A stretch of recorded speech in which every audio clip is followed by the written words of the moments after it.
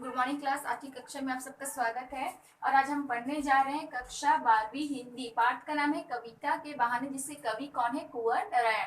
तो इसी पाठ में पिछली कक्षा में हमने पढ़ा था कि कविता की जो तुलना है ना, उसको कवि ने किससे किया था? चिड़िया से। तो अभी वो किससे कर रहे हैं? फूल से किया है ना। तो प्रसंग बनेगा, प्रस्तुत काव्य पंक्तियों में कवि कुंवर नारायण ने कविता की तुलना जो है ना, कविता की तुलना जो है वो क्या है? फूलों से किया है। कविता की तुलना किससे किया? फूलों से। पिछली कक्षा में किससे किया था? चिड़िया से, है ना। तो क्या कह रहे हैं? कविता एक खिलना है फूलों के बहाने, कविता का खिलना भला फूल क्या जाने।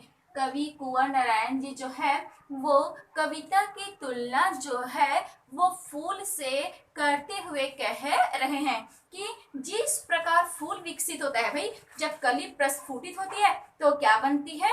फूल बनती है। तो उसी प्रकार जब एक कवि के मन में क्या आते हैं? भाव आते हैं, विचार आते हैं, है ना। तो क्या होते हैं? कविता की रचना होती है। जब एक कवि के मन में क्या आता है? नया भाव, नया विचार आता है ना। तो काव्य की क्या होती है? उत्पत्ति होती है।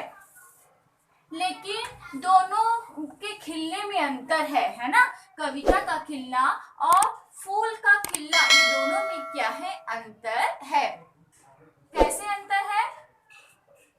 बाहर भीतर इस घर उस घर, बिना मुरझाए महकने के माने फूल क्या जाने। फूल है ना, क्या होता है? फूल इस घर से उस घर, अंदर बाहर महकती जरूर है, लेकिन एक सीमा के बाद क्या हो जाती है? फूल का महकना जो है वो समाप्त हो जाता है। फूल कली से फूल बन गया, ठीक है, फूल बन गया, वो भी खिल गया, है ना। और उसका जो महक है, उसकी जो खुशबू है, इस घर से उस घर, है ना, अंदर बाहर अधिकतम रूप से लोगे, है ना। उसके बाद क्या हो जाता है?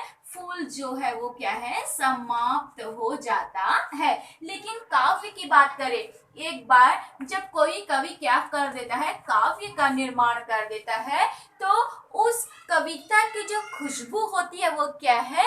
अनंत हो जाती है। एक बार कविता का जब निर्माण हो जाता है ना, तो वो कविता की खुशबू जो है वो क्या है? कभी समाप्त नहीं हो पाती, है ना। और कविता की खुशबू के बारे में क्या है? फूल कभी भी नहीं समझ सकती। इस बात को फूल जो है वो कभी भी नहीं समझ सकती। यहाँ पे स्पष्ट है, देखना, बाहर भीतर, है ना। फूल भी क्या है? बाहर भीतर मुस्कान दे सकती है, इस घर उस घर महक सकती है, लेकिन बिना मुरझाए महकने के माने फूल क्या जाने। में कहीं ना, फूल जब खिलता है तो उसकी खुशबू जो इस घर से उस घर हो जाती है, अंदर से बाहर तक फैलती है, लेकिन उसके बाद वो क्या हो जाती है? समाप्त हो जाती है। लेकिन ऐसा काव्य के साथ नहीं होता। काव्य जब एक बार काव्य का निर्माण हो जाता है ना, तो उसकी खुशबू तो है वो अनंत काल तक बनी रहती है।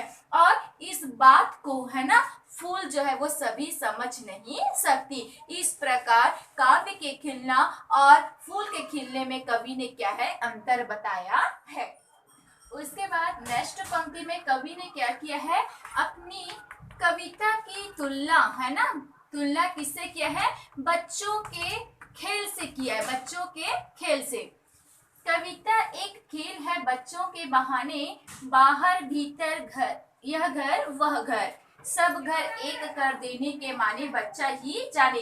तो सब घर एक देने के माने से कवि का तात्पर्य है कि जिस प्रकार जब एक बच्चा खेल खेलता है ना, तो अपने और पराये में कोई भेद नहीं करता। जब बच्चा छोटा रहता है, खेल खेलता है, वो है ना, तो क्या है? बच्चा जो है वो अपने और पराये में कोई भेदभाव नहीं करता, और समन्वय की भावना, एकता की भावना उसमें रहती है। उसी के लिए है सब घर एक देने के माने। कविता एक खेल है बच्चों के बहाने। आगे कवि ने क्या है? अपनी कविता की तुलना बच्चों के खेल से किया है ना। जिस प्रकार एक बच्चा जब खेल खेलता है तो अपने और पराये में वह भेद नहीं रखता, है ना, अपने दूसरे में वो क्या भेद नहीं करता और सबको अपना मानता है। तो उसी प्रकार जब एक कवि काव्य की रचना करता है ना, तो उसके मन में भी जो उसकी जो कविता होती है वो भी क्या है? समन्वय, एकता का क्या करती है? सूचना देती है ना। यह एकता समन्वय पर बल देती है, जिस प्रकार जो है बच्चों में भाव होता है। कविता एक खेल है बच्चों के बहाने, बाहर भीतर यह घर वह घर। जिस प्रकार बच्चा अपने घर दूसरे घर में क्या भेदभाव नहीं करता, उसके लिए दूसरों का घर अपने घर में कोई अंतर नहीं होता, उसी प्रकार एक कवि की कविता भी होती है। सब घर एक कर देने के माने बच्चा ही जाने, है ना। बच्चों में अपने और पराये का भेदभाव नहीं होता। उसी प्रकार एक कवि जब काव्य की रचना करता है ना, तो उसके काव्य भी जो होता है, उसका काव्य भी जो है ना, वो अपने और पराये में भेदभाव नहीं करता और साथ ही समन्वय एकता की सूचना देता है। इसलिए कवि ने अपनी कविता की तुलना किससे की है? बच्चों के खेल से किया, कि उसका जो भी कविता है वो बच्चों के खेल के समान है।